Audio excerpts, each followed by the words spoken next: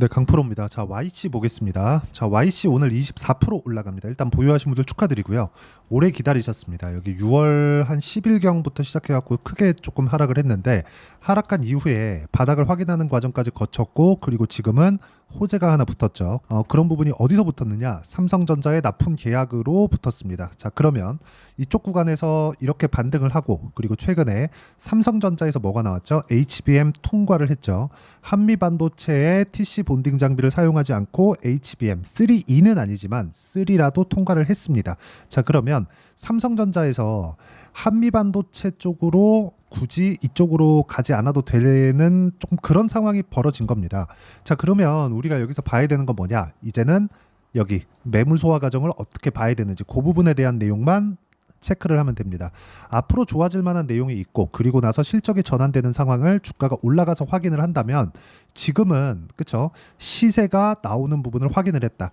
만약에 지금 내가 이쪽에서 샀어야 되는데 라고 생각하시는 분들이 있을 텐데 그런 거 아닙니다. 주식은요 무조건 확인하고 매수를 해야 됩니다. 자, 여러 가지 좋은 내용들 이렇게 해야 된다 저렇게 해야 된다 앞으로 뭐가 나옵니다. 저는 이런 이야기 안 드립니다. 이것보다 더 중요한 내용은 딱 한 가지예요. 딱 한 가지. 주식시장은 앞으로 좋아질 만한 내용에 의해서 주가가 올라간다는 점, 이 부분이 중요하고요.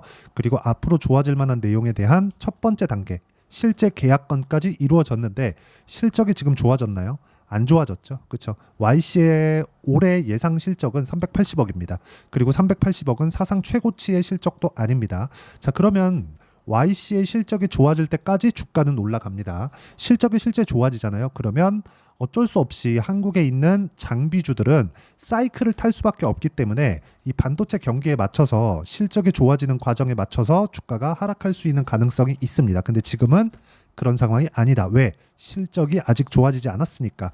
이런 부분에 집중을 하셔야 되고 전체적으로 어떤 호재거리가 있는지 예를 들어서 삼성전자하고 1,000억 원대의 공급 계약 이게 첫 번째 공급 계약이기 때문에 앞으로 추가적으로 공급 계약이 나올 수 있고 그런 부분을 먼저 반영해서 24% 정도 올라간 건데 그 전에 어디까지 반영했죠? 23,000원대까지 그쵸? 이쪽까지 주가가 올랐었기 때문에 일단 여기까지는 올라간다. 근데 올라가는 과정에서 많이 빠졌잖아요. 여기서 매물 소화 과정을 어떻게 받아야 되는지 그 부분에 대한 이해가 필요합니다. 그리고 그 내용에 대한 부분을 저는 가격 전략이라고 이야기를 합니다. 어떤 호재가 있습니다. 이것보다 우리가 얼마에 사야 되는지 그 부분이 가장 중요하겠죠. 자, 그런 부분을 실전에서 어떻게 작용을 하는지 보여드리면 정확하게 올라가는 구간에 맞춰서 매매를 했을 때 이런 정도의 상황을 발생시킬 수 있습니다. 시장이 안 좋았는데도 불구하고 지난주에 유한양행은 빠지지 않았죠. 그리고 오늘 다시 매수 구간을 잡았습니다. 자, 여기서 제가 YC를 어떻게 매매했는지를 먼저 보여드리면 자, 내용 보세요. 올라가는 구간에만 정확하게 매수를 해왔고요. 그리고 이쪽 구간에 맞춰서 매매를 진행을 했을 때 수익 구간을 꾸준하게 발생시키죠. 오늘은 저도 물량이 없습니다. 자, 근데 내용 보세요. 8% 수익, 17% 수익 밑에 내려보면 20% 수익 이런 정도의 상황을 꾸준하게 발생시키고 있죠. 그렇죠? 이게 모두 다 올라가는 구간에 타점을 잡았을 때 이런 상황이 벌어지는 것이기 때문에 YC도 지금 고가 돌파하는 과정에서 매물 소화 과정을 거칠 겁니다. 이쪽 구간에서 어떻게 타점을 잡아야 되는지가 중요한 거예요. 한 가지 분명한 건 삼성전자의 계약이 확정됐다는 점, 그런 부분을 공시화 시켰다는 점, 그렇죠? 자, 그러면 이쪽 구간에서 우리가 가격을 잡아야 된다는 점이 중요하고요.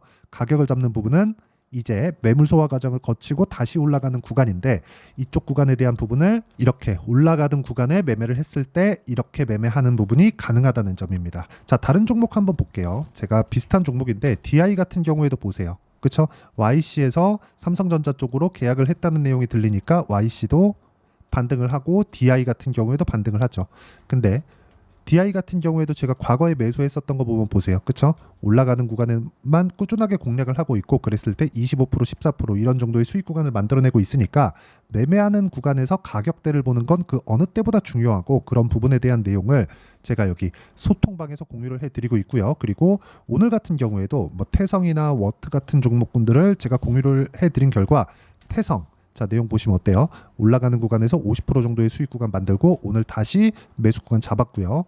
자, 그리고 워트 같은 경우에도 오늘 그쵸? 매수를 한 결과 10% 정도의 수익 구간에 있습니다. 자, 이 내용에 대한 부분을 제가 여기 소통방에서 공유를 해드리고요. 그리고 주말에 진행하는 라이브에서 어떤 식으로 매매를 진행하는지 함께 이야기를 드리고 있으니까 구독과 좋아요 눌러주시고요. 상단에 있는 전화번호로 구독 또는 라이브라고 문자 보내주시면 여기 소통방 입장 링크와 그리고 주말에 진행하는 라이브 입장 링크를 함께 공유를 해드리도록 할 테니까 상단에 있는 전화번호로 구독이나 라이브라고 문자 보내주시면 되고요.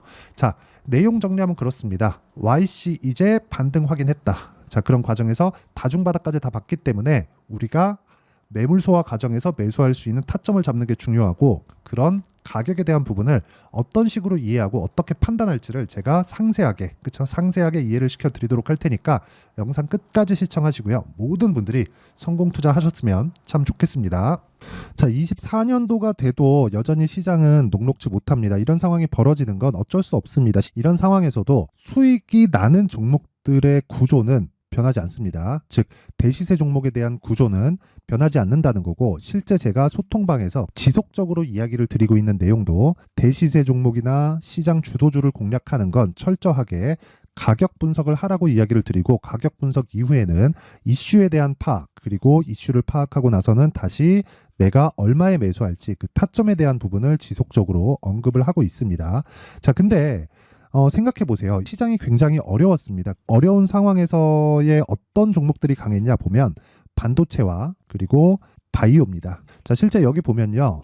HLB에 제가 실제 매매한 내용을 띄워놓고 보여드리고 있는데, 1월 22일부터 매매를 시작해서 4일 동안 31%의 수익 마감이 됐고요. 그리고 여전히 신고가 종목입니다. 자, 그리고 그 다음 어보브 반도체, 이름을 보시다시피 반도체 종목이죠. 그리고 AI 반도체는 지속적으로 강세를 보이고 있습니다. 이 종목도 신고가를 먼저 달성한 이후에 제가 21%의 단기간에 21%의 큰 수익을 내고 마감이 됐습니다. 다시 재공략을 준비하고 있고, 이런 부분은 소통방에서 다 공유를 해드립니다. 자, 그리고 코세스. 자, 코세스 같은 종목도 당연히 그쵸, 신고가 종목이고요. 그리고 반도체 종목입니다. 이 종목도 영업일 기준에서 이틀 동안 대략 한 15%의 수익 마감이 됐습니다.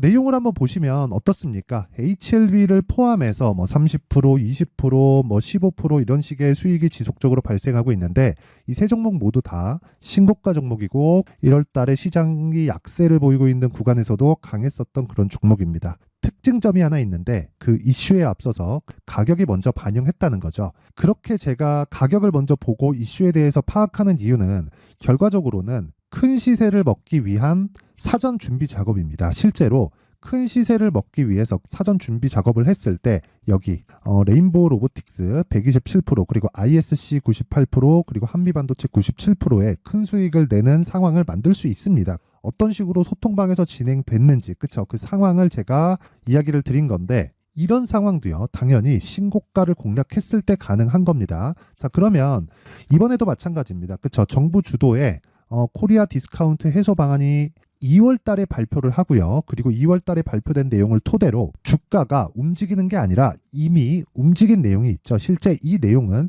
크게 중요한 게 아니라는 겁니다. 실제 움직인 내용을 보면, 자, 기아차입니다. 실제로 12월 달에 신고가를 만들어 놓고 정부에서 입김을 불어 넣으니까 순식간에 기아차를 포함해서 현대차 같은 거대 기업들의 주가가 2주도 채 되지 않아서 40% 정도의 큰 시세를 냅니다. 자, 그러면 우리는 어떤 종목을 봐야 될까요? 이슈를 파악해야 되는 것도 맞지만 철저하게 가격에 맞춰서 매매를 해야 되는 게 당연히 중요합니다. 정부가 주도하는 정책 방향이 있겠죠. 그 방향에 맞춰서 우리가 종목을 찾을 필요가 있다. 자, 그럼 답이 나왔습니다. 정부가 주도하는 방향에 맞춰서 제2의 기아차를 찾는 게 지금은 중요하다. 근데 정부 정책의 방향에 맞게 가자. 그랬을 때 앞서서 제가 보여드렸었던 내용인 여기 레인보우 로보틱스 127%, 그리고 ISC 98%, 그리고 한미반도체 97%와 같은 수익을 낼 수 있습니다. 물론 시간에 대한 부분은 최소 2주의 시간이 필요하고요. 그리고 최장 3개월 안에 끝내야 됩니다. 자, 기아차의 시세를 보셨던 것과 같이 2월 달에 정부 정책의 방향이 결정되고요. 바로 3월 달이면 시행입니다. 자, 그러면 우리는 거기에 맞춰서 당연히 종목을 찾아야 되고, 제가 제2의 기아차를 찾아놨습니다. 제가 아까 전에 소통방에서 이야기를 드렸었던 내용 다 공개를 해드렸는데, 그 내용처럼 종목만 받고 싶다 하시는 분들은요, 상단에 있는 제 전화번호로 대시세 자, 대시세라고 문자를 보내주시면 정부 정책의 방향에 맞는 종목을 모든 분들에게 무료로 공개를 해드리도록 하겠습니다. 자, 제가 원하는 건 채널 성장이 목적입니다. 자, 그래서 구독과 좋아요 꼭 좀 부탁드리고요. 모든 분들이 정부 정책에 맞는 방향으로 매매를 이어가서 큰 수익 보셨으면 좋겠습니다.